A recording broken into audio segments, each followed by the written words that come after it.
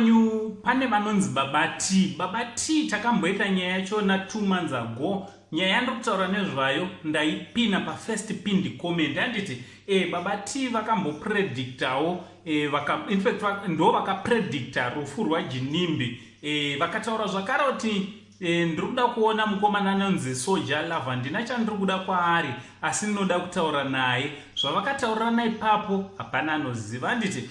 So chiteerera, kana usati wasubscribe pa this channel ndinokurudzira kuti chikusubscribe, turn on your notification bell kuitira pega pega patinouploada mavideo usasara, you'll be notified handiti. Vazukuru, ndichiti zvakare nematambudziko aSoja Love atiwira pakati pedu handiti. Mhuri yese yekwaMsaka ndichiti nematambudziko.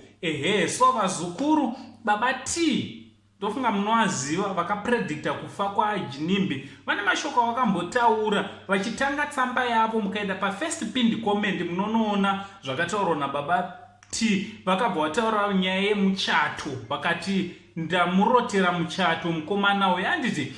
So imi ndimunoziva zukuru kuti muchato wairehwa ndewekuti zvoni ndo zvazoitika herezvi, noti vanodudzira hope vamwe vanoti zvoni ukaroterwa muchato zvinoreva kuti unogona kufa handiti. So ngataura nomacomments kuti munofungei nezvakambotaurwa nababa T nekuzoshayika kwaita Soja Love handiti. Ndati nyaya yachona ndaisa pa first pinned comment, ndo pane link rinogona kusvitsa kuvidhio ratakaita 2 months ago pakambotaurwa nababa T. This is the same man futi akapredicta rufu rwaJinimbi handiti. Uyezve ndo vakataura pai pakanzi namadzibaba Skynage Madam Boss vachafa, ivo vakabva vabudikira vakataura kuti aiwa muranda Madam Boss hapana kwaanoenda, tinenge tinavo handiti.